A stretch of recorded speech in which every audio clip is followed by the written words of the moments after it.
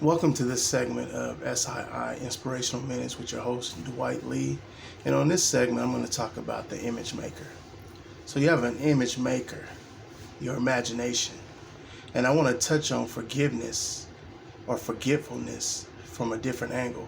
Because if you didn't know, if you're become aware, we remember and we forget all the time who we really are.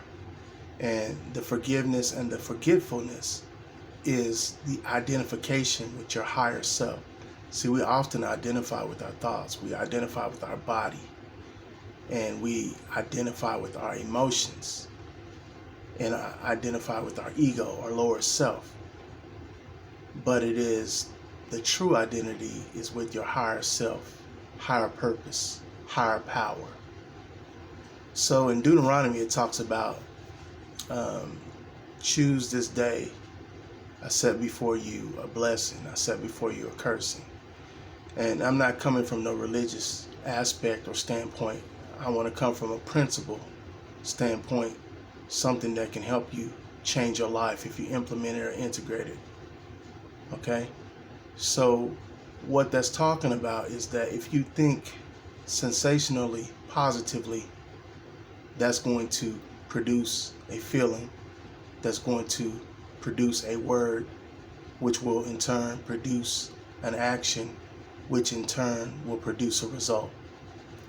Likewise, if you think sensationally, negatively, that's going to also produce an emotion, that's going to produce a word, that's going to produce an action, that's going to produce a corresponding result. So you're supposed to be always imagining better than the best. You're supposed to be picturing your end desired result. You're supposed to be thinking, contemplating, pondering, selahing the result, the outcome, the output, the harvest, the yield. That's a heart's desire, a heart's intention. That's a goal, that's a target, that's an objective, rather than be using your image maker or imagination in a negative context, pondering worries, doubts, fears, what may happen, what may not happen, why it can't happen.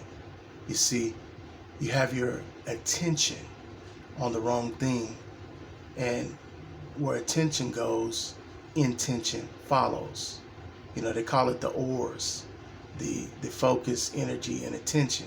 Where you put it, you create it. That's how powerful you are. So you want to become the observer and begin to document habitually, predominantly, what are you allowing to be processed through your image maker.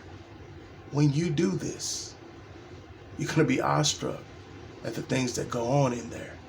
And so you have to begin to take control of it, distribute sensationalized thought, and manage it.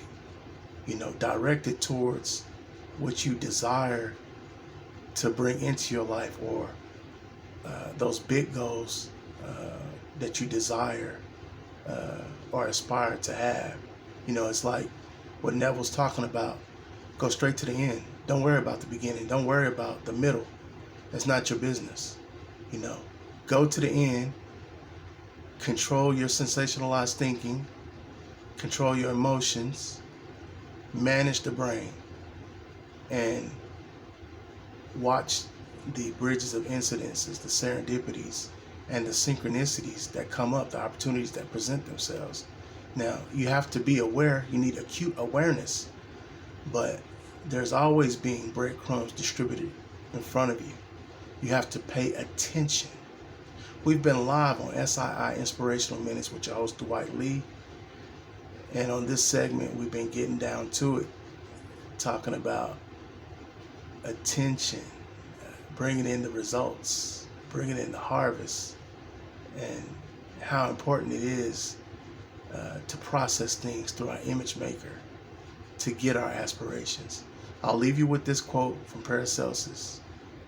The human spirit is so great a thing, could we rightly comprehend the mind of man, nothing will be impossible to man. Thank you.